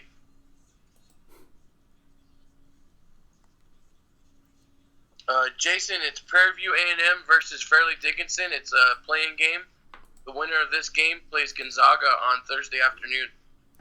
What's up, Jason? How's it going? Let me update the score. The score, Mike. It's 49-38. Yep, got it. And another turnover by Fairleigh Dickinson. Wow. That's their fifth turnover in the first 5 minutes of this half. Yeah, this is just a complete meltdown from Fairleigh Dickinson right now. And foul on the play there, it looks like, as Prairie View takes it to the basket. Gatorade, I do like the playing game just because I'm a sports fanatic, and I'd rather watch this than anything on Netflix or Hulu. But I would love to see them switch it to the bigger games first. So, like, Temple and Belmont should have gone first tonight. That's the only thing I would switch about this. And maybe put it on TBS instead of True TV. Yeah, well, if they're gonna put one on True TV, I'm glad it's this one, I guess. Right. Yeah, that makes sense. So yeah, thanks for everybody. It's very odd that True TV has basketball on it, though. Yeah, that is interesting. I don't think it's a bad idea for them, though, because basically the rest of the year, it seems like they just kind of loop reruns all year. So, advertise for a month, get everybody to know your product, and then you can just, loop old shows for 11 months.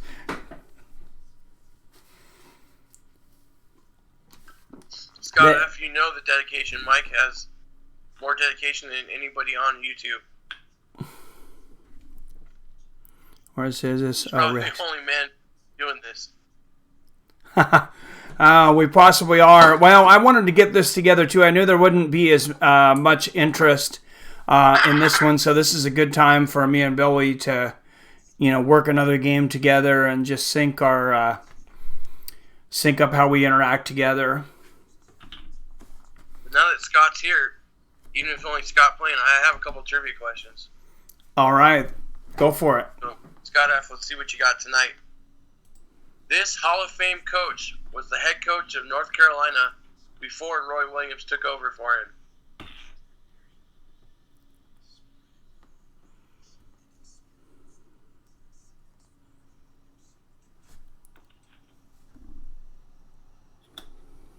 Just on cue, Scott F. got it. Dean Smith. Nice. Icon. Nice. Good job, Scott. And Haterade9 was asking, do you guys like these play-in games? We were just kind of talking about that.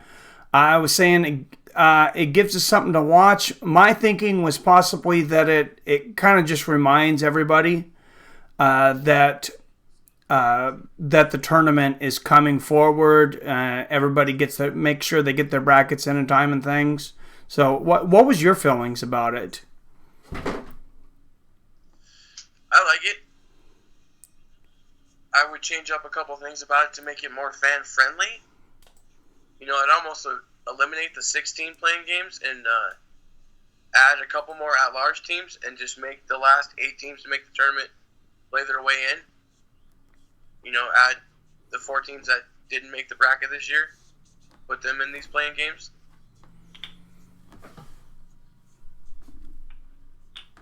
Yeah, that's the way they did it in the past, right? This play-in thing is how new?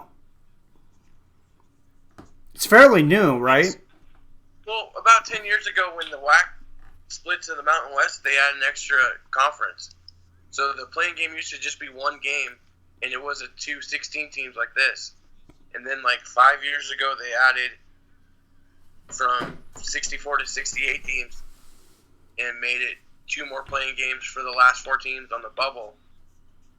But I think it'd be more entertaining to just let the conference champions get automatically in these small schools and make the at-large big teams play their way in.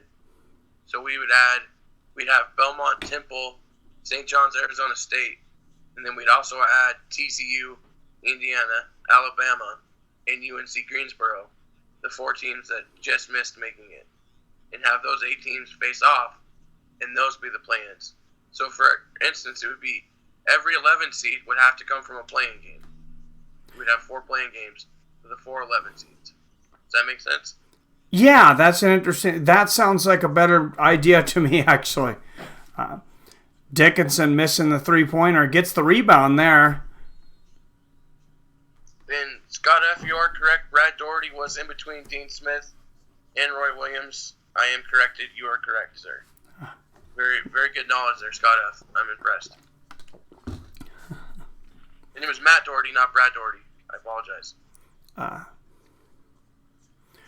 Oh, nice little lay-in there from Davidson. Pulls within 10. That's been the number they've been stuck at, though. Between 9 and 11. Yeah, they got it down to 7 for just a minute there in the first half, kind of towards the end before Prairie View went on that big run again. And Davidson again, there's a 3-pointer and back within 7.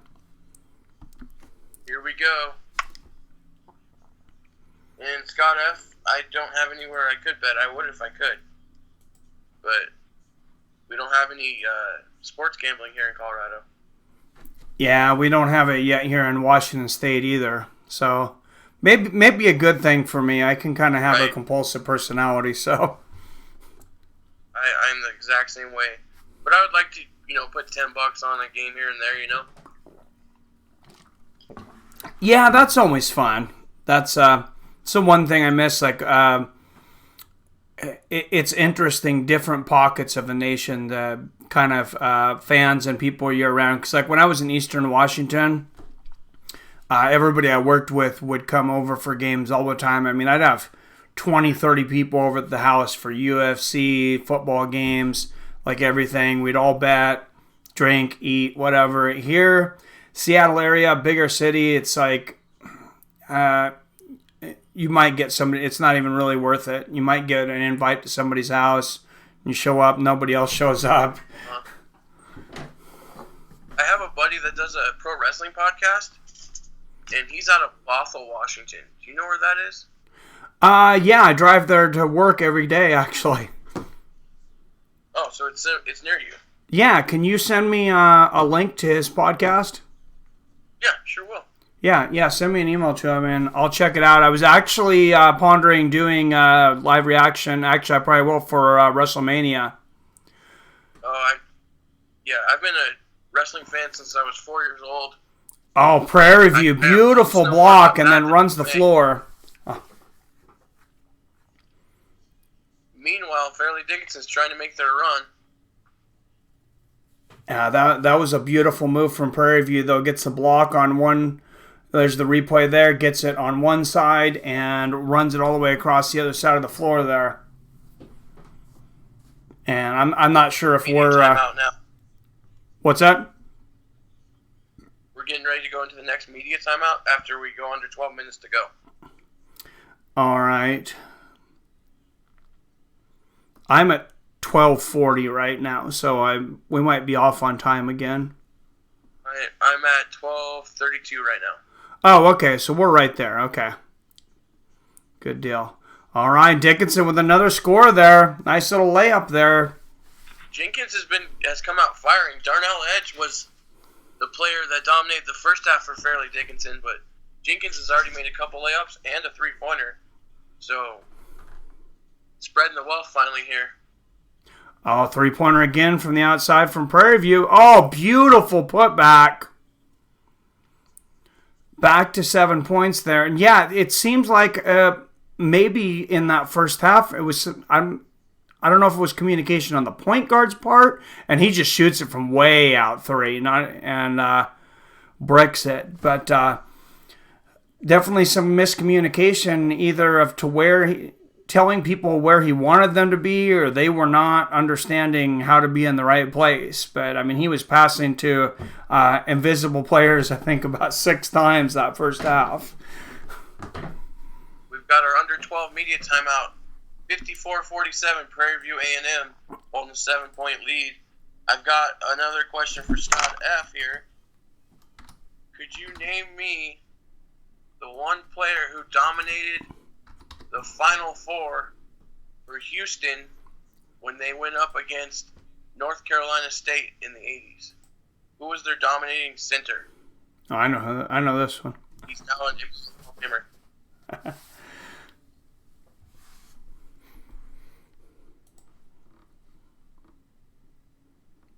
Can't stump him, Mike. He's got everyone. Yep, he's got it. Oh. Scott says, Did you know that one, Mike? Yeah, I knew that one. Hakeem the Dream, Olajuwon. Yep, I remember him playing, and one of the things that was most impressive about him is I remember him playing through the playoffs to the World Championship during Ramadan, where he could you can only eat from sundown to sun up. Wow, and that's the problem with Khabib, right?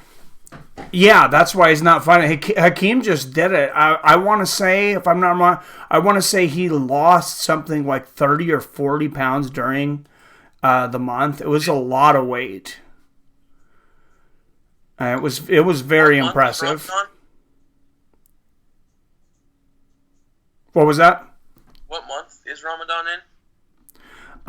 in? It kind of rotates. This month, I believe it's the end of March.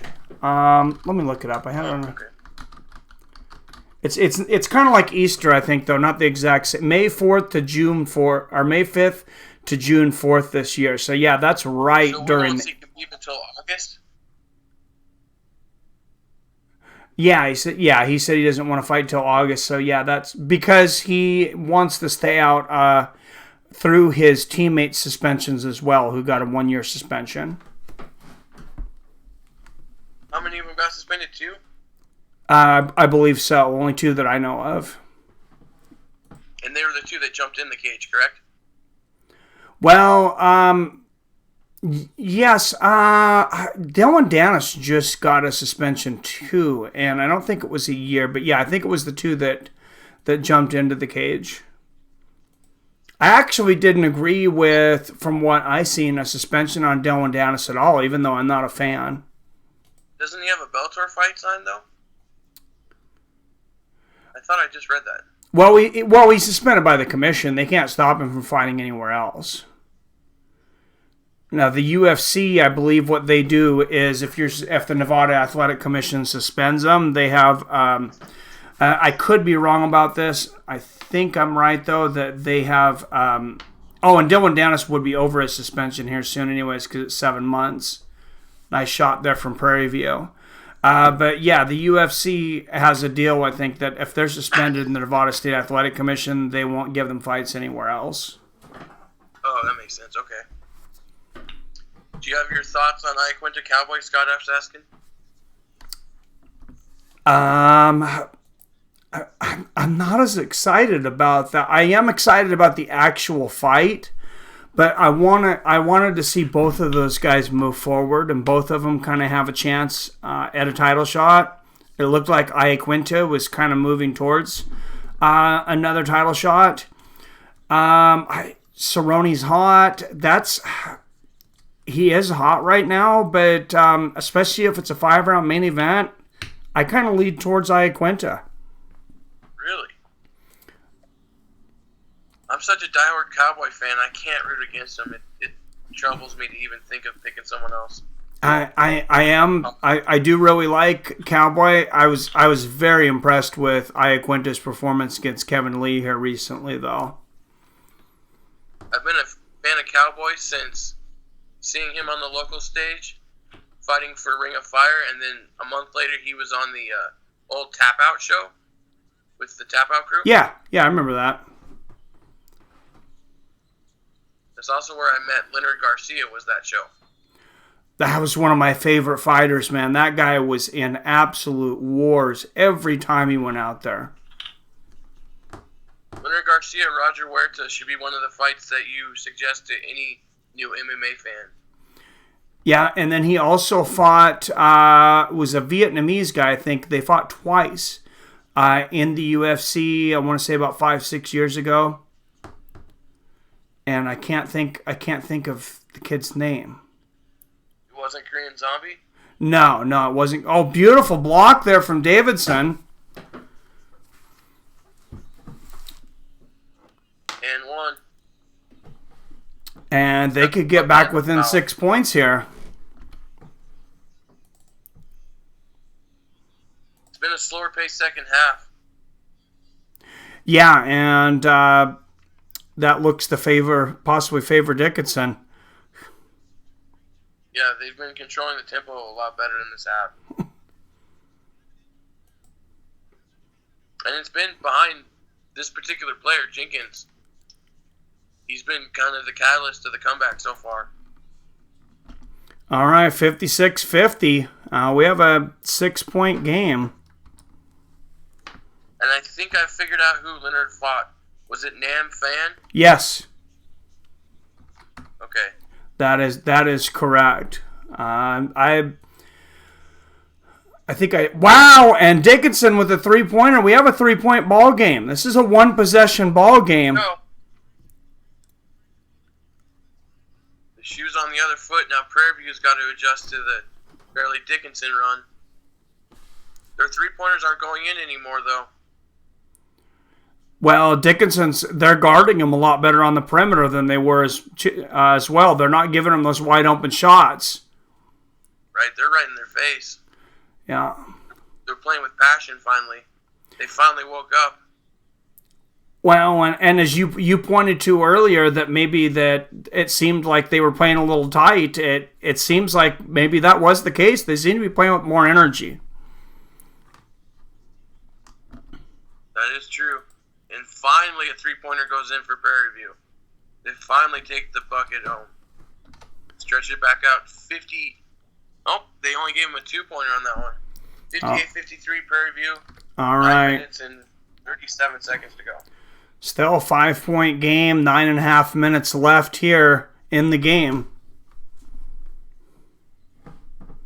And you can see they're running more set plays. Fairleigh Dickinson's moving more now. They're setting screens. They're not just standing still. Yeah. Wow. Oh, beautiful setup there. Jenkins is taking over. 4-point game. Yeah, he is. And if anything comes out of this, like we talked about, I don't know where Jenkins was as far as, if he was on prospects' minds before, but he may be after this game. Jenkins is up to 11 points. Darnell Edge has 24. They're the two leading scorers for Fairleigh Dickinson. Prairie View has 17 points from Blackston and 13 points from Devontae Patterson leading the way. Another 3-pointer there and short again for Prairie View. A lot better on the rebounds here. They're not getting as many second chances. There's Jenkins again. Wow. Beautiful move. Splits the defense, and it's a 2-point game. And just a reminder, guys, if you want to follow and watch along with us, this game is currently on True TV or MarchMadness.com. Oh, nice pass and beautiful block there from Dickinson. They could tie the game here. Here comes Jenkins. He tried to go behind the back and traveled. Oh, no. Oh.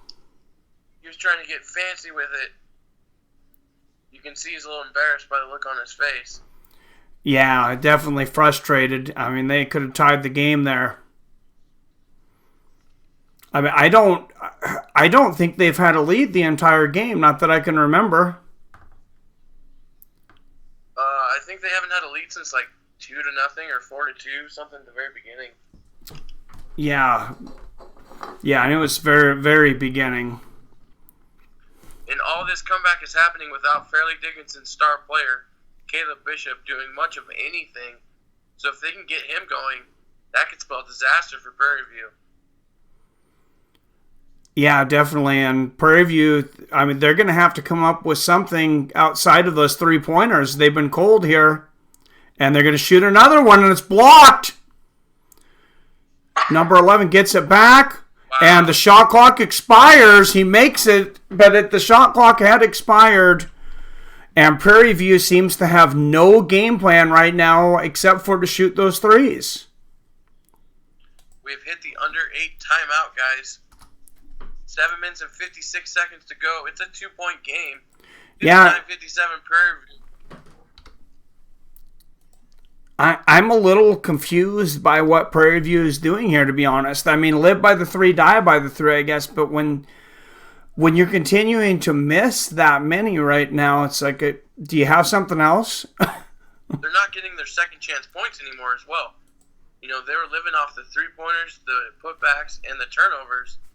And Fairleigh Dickinson came out at the start of the second half turning the ball over a lot. And they've shored that up along with their stifling defense. They've took this from a 13-point deficit down to 2 within the last 4 minutes. Yeah, this is turning out to be a really good game, actually, as Haterade said. And I'll address, what's up, Adam from Allen, says, Iaquinta will wear him down and beat him up. That's kind of my thinking, Adam. As much as I am a Cowboy fan, I try to separate the fandom from the, and be as non-biased as possible. Right. Sometimes you guys have seen me just say, I'm going to be really biased in this fight because I just really don't want this fighter to win. But it's rare. Have you tried to reach out to Ed Herman at all to get on an interview with him? No, I need to. He's got a fight coming up. Did you see that? He signed as a light heavyweight fight in the UFC coming up. Oh, really? Do you know who against? I don't. I need to look it up real quick now, but I was surprised to see it. Ed Herman moved to Colorado for a little bit. He set up shop in Fort Collins, which is the town right next to me, and his masseuse for every fight was one of my best friend's aunts. So we would randomly cross paths with him, and talk about a humble guy that doesn't think he's famous at all. Just a down-to-earth, good dude. I got nothing bad to say about Ed Herman at all. Yeah, that's cool. Yeah, he always did seem like a good guy. He's fighting Patrick Cummins on May 18th, Fight Night 151, and it is a light heavyweight. That's a tough sled for him. Cummins is a tremendous wrestler.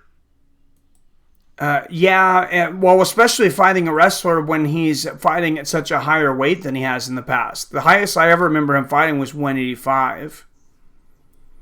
He fought Smiling Sam at 205, though.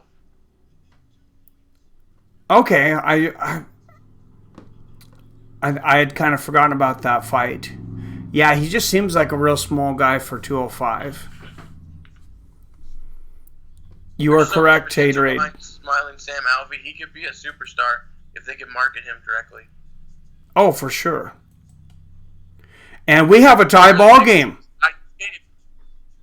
59-59. Yep, Dickinson with the layup there. 7 minutes and 20 seconds to go. And here comes Prairie View trying to come back. Misses the short shot. And Dickinson can take one of their first leads, if not their first lead of the entire game. Definitely the first lead in this half. Here they come. Pass to the outside. Jenkins again. Jenkins almost throws it away. Air ball. Oh, yeah. Bishop all the way over the basket there. And they make it with a foul. Fairleigh Dickinson. Oh, great put back there from Grant.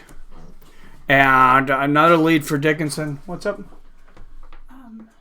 The kids have a concert at 7. We gotta leave in a few minutes if you're going, because they have to be there at 6. I'm planning on going, but I'm gonna go right after this. I'll take my own car. Okay. If you can just give me a spot.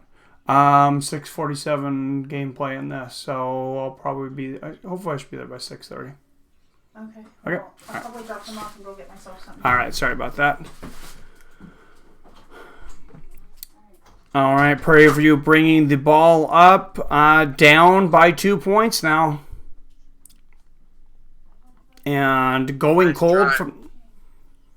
Nice tie ball game. Looks like we're in store for a good finish here. Yeah, absolutely. And Prairie View starts to get some of those inside baskets. It could open them back up again on the three-point line. Great defense again there from Prairie View. It did get the foul, but man, the triple team there. It's been a while since Prairie View's hit a three, though. Yeah, it has. Mike Holloway Jr. stepping to the line. Misses the first. Yeah. He's only a 65% free throw shooter.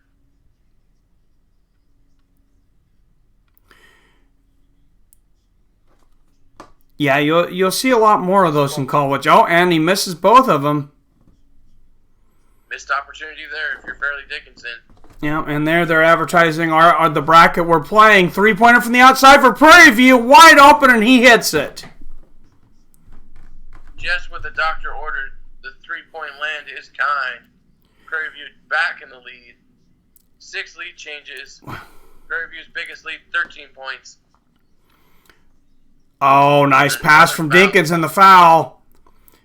You just cannot leave so many of these Prairie View players wide open on the three-point line. They're going to bury you. When they went cold, it was when Dickinson was pressuring them. The last play, they were able to finally break through the containment and drive down the lane, which opened up the shot for three. And that's what they've been missing this entire second half. And I believe it's Darnell Edge at the line who is the leading scorer in this game. Let's pull up his stats. Yeah, Darnell Edge has 25 points more. Wow. get 27 now after those 2 free throws. And it's down to a 1-point game, 64-63. Prairie View, 5.5 to go. And here comes Prairie View. Oh, down the middle, beautiful dunk. Beautiful play call there by the coach. Yeah, number 5, Patterson. That's Prairie View's best player, Devontae Patterson. First team all SWAC. Yeah, 17 tonight. Nice move there from Jenkins trying to get it inside. Almost throws it away, though. Beautiful move. Wow. Oh, great. Yeah, great move there. You know who Jenkins kind of reminds me of? For some reason, I can't think of his actual name, but they called him White Chocolate in the NBA. Jason Williams. Yes. Would do incredible things, but super wild. Forced shot that by Prairie View. They're forced that one. Yeah. When they've been forcing it, that's when they've been missing. Wow, a lot of pressure on Jenkins there, and he deals with it. Gets it back to the outside. Wide open. Yep. Beautiful timing. We have another lead change. Yep, steps forward, gets his opponent there for just the second, and great shot. Really impressed with Jenkins. He's made 8 of his last 9 shots, and Dickinson is up by 2 points again. And he gets the rebound. Smallest guy on the floor gets a rebound. Wow, This yeah. kid actually has talent. That is hustle, and this crowd is definitely filled in now. You see earlier there was a lot of empty seats, mostly filled in now. You know, maybe that helped Fairleigh Dickinson. More of a crowd, the atmosphere changed, it got them more pumped up. That could be. Oh, Jenkins passing it inside there, and another basket. Up. All the way there with the bucket. Dickinson up by 4 points now. And Prairie View looking a little lost. Another 3-pointer. Barely misses from the outside. Look at the scoring run, Mike. 7-0 run for Dickinson. 70-66. How heartbreaking does this have to be for Prairie View? Dominating the entire game. And now they can't buy a bucket.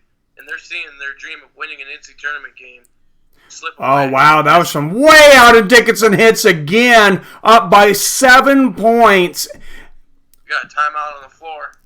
Wow. And that was a dagger to the heart.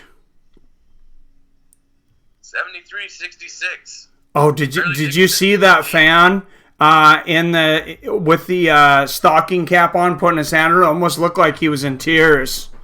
He was so upset when that shot went in. It's almost looking like the betting line was right. Fairleigh Dickinson is now starting to show why they were the favorite. What was the score here a second ago? I forgot already. Do you remember? It's hold on, I got it right here. All right. 73-66, Fairleigh Dickinson. 2:51 to go. Jenkins is up to 20 points now. He also has 6 assists and 4 rebounds. Yeah, I'm impressed by him in this second half. Not so much in the first half, but I want to give a shout out to Max Holloway on Fairleigh Dickinson. He's up to 12 rebounds now with 4 block shots. beautiful. And Haterade 9 says it right there. Jason Williams. Yep. Dixon's been phenomenal in the paint defensively. Yes, they have.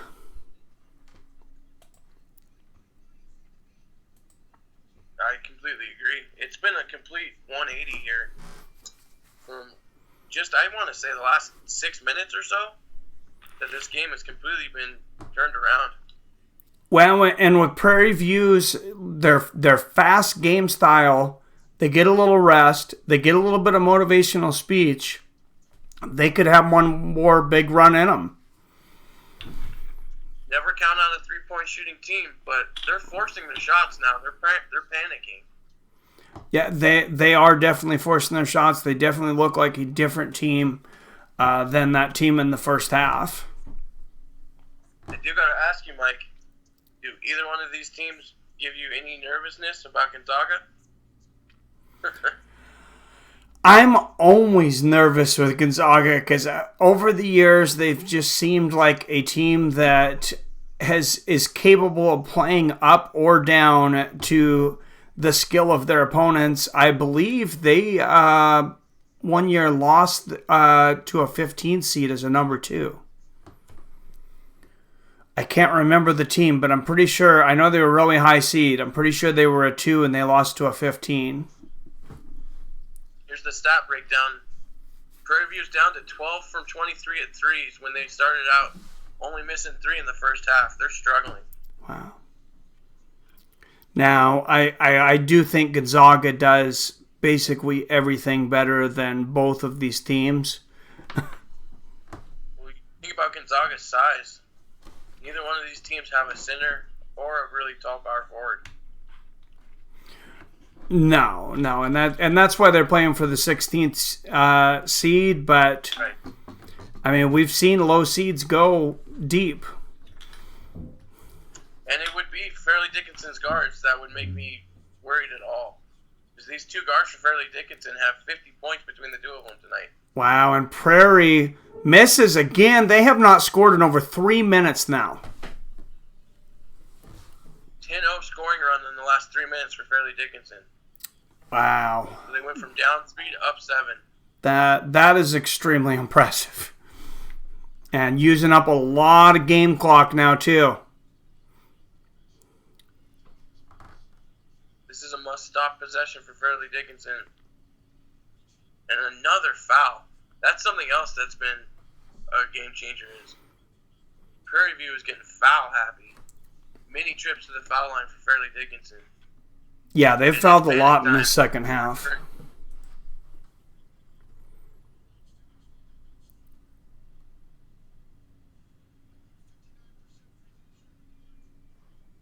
I remember that Jason Williams Scott F. The center from the Nets. That guy is a piece of trash. Oh. But no, I'm talking about white chalk with the white point guard from the Sacramento Kings. And Yeah, different Jason Williamson. And Prairie View misses a lay-in. Again, Dickinson with the ball again here. And they're going to run the whole shot clock down. I'm calling it right now. If Fairleigh Dickinson scores on this possession, they have the game. I think you're right. Another foul. Wow. Prairie View just can't get out of their own way. Yeah, this is a total collapse now. 9 fouls. Look at the coach's face. It's like he knows it's over. It's got to be such a horrible feeling your whole season, and you know it's coming to an end for these seniors in this fan base. They put everything into this, and they were doing so good. And then just at a flip of a hat, it's over. Well, and let's be honest, too. We were talking about, this is their first NCAA appearance. I mean, whether they think they have a shot against Gonzaga or not, getting that first NCAA win would have been huge. This is basically their play. This is these guys' playoff games for the most part. Right. And you can thank Jenkins if you're a Fairleigh Dickinson fan. You send him a thankful tweet because without this man, you would not be moving on. Wow. And yeah, he's doing everything right now, hitting the free throws, and then Dickinson putting on a higher pressure defense. 3-pointer again, and Prarie hits it. Finally, they make a shot. Still down by 6 points, though. 24 to go. 75-69, Fairleigh Dickinson. Timeout. So if you're Prairie View, what do? Do you foul or do you just try to play defense? You've only got a minute 24 to go. Minute 28, I think you have to foul at this point. The problem is you're probably fouling Jenkins, who has been, I don't know that he's missed from the line.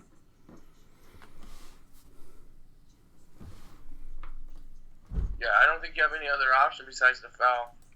Yeah. If you're going to want to foul, you're going to want to foul 34 Holloway 65% free throw shooter. The other 4 on the floor are all above 70%. And you see the advertisement for one championship? Oh, yeah. That's awesome. MMA getting mainstream, and ESPN the other day actually just said they were talking, I think Stephen A. Smith was saying, he said that MMA is now one of the big 4, baseball, basketball, football, and MMA. So apparently they think that they've surpassed hockey. Really? Yeah. I don't know. I don't agree with that yet, but I mean, it doesn't hurt us to say it. Worst thing the NHL ever did was signing the contract to be on NBC Sports, because only half of cable providers have that network. Yeah, that was an issue, and I had to have NBC Sports to watch PFL, and I mean, luckily I had it, but that should be huge for the PFL having ESPN now. Oh yeah, and it seems they've already established a relationship with Dana White and the UFC. The Ray Sefo and Dana White have always had a very good relationship, as far as I know. They had a good relationship in the World Series of Fighting, because they were Dana White really wanted Anthony Rebel Johnson and Andre Arlovsky to end up in World Series of Fighting when he was thinking about bringing them back. A big block from Dickinson. View loses it. Prairie View gets it back, though. Misses the 3. Shoots another one. They got it. And wow. And it's a 5-point game. And I think you're still going to need some kind of Reggie Miller-esque finish here if you're Prairie View, but definitely a much better shot.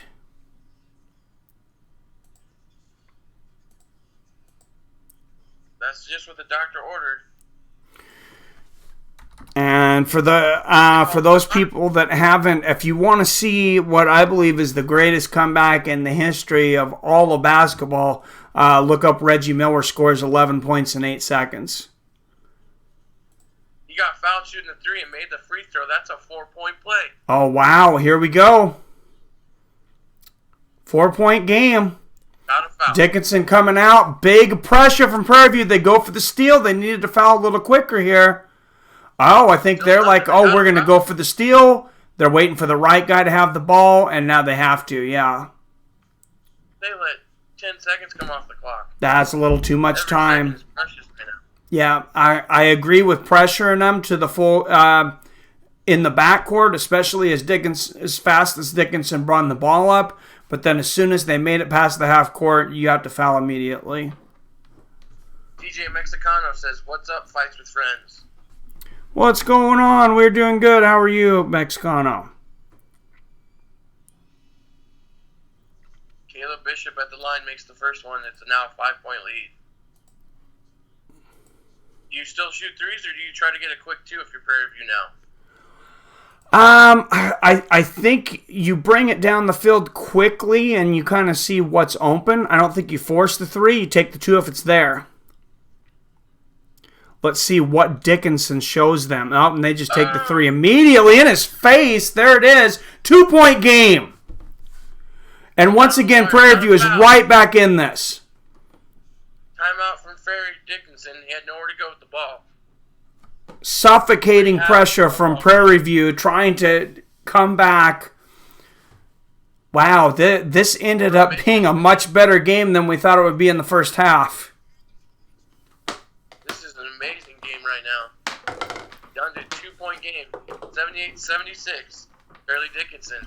And that's why this is my favorite time of the year. For those people that, that haven't watched the NCAA, that have only been fight fans throughout this, I mean, this is what you're watching literally all day, every day for like several weeks. Just, games that are just back and forth. Anybody can win. Collegiate athletes fighting their heart out. Sports drama and sports theater at its finest right now. There's nothing more exciting than March Madness. No, you can't compare this to anything. No, it's I agree with what Coach K said. He said the only thing that unites the country at this point. Looks like Prairie View's going to play defense and let them run the clock down. Interesting choice. Yeah, we'll see. We'll see how far they let. They are going to get another possession. Wow, and Jenkins gets to the outside. Beautiful pass there, and a lay-in from Dickinson, and that risk did not pay off for Prairie View. Forced it. Yep. Oh no, he forced it up. And I think that's going to be the end. That is most likely the end for Prairie View. He forced that shot. He didn't need to rush that one. Oh, it was a horrible shot. Yeah, off balance, in the air. It looked like maybe he was trying to draw a foul. Quite possibly. Prairie View probably has a 5% chance now. Yeah, definitely some big free throws here, but they really blew it by letting Dickinson come up and score that time. I think they should have fouled him. It's the first 5-point lead. And hindsight is 20/20, but I think that's kind of what you were insinuating, that before they didn't foul him, that they should.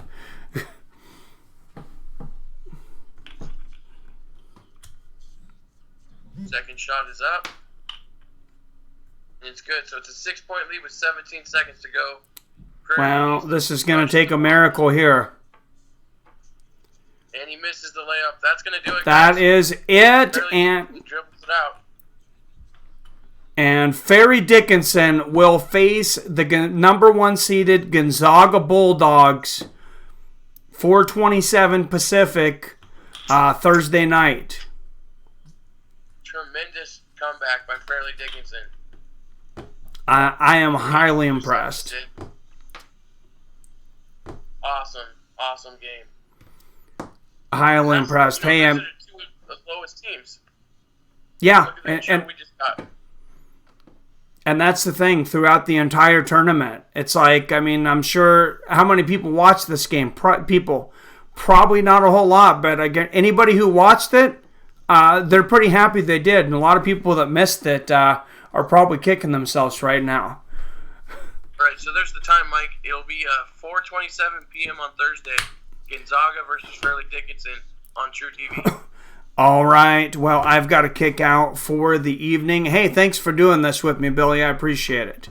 No worries. I'll see you on Thursday. A lot of fun. All right. We'll see you on Thursday for Fights with Friends. For Billy, as always, I love you. I respect you. And I'll see you fine asses later.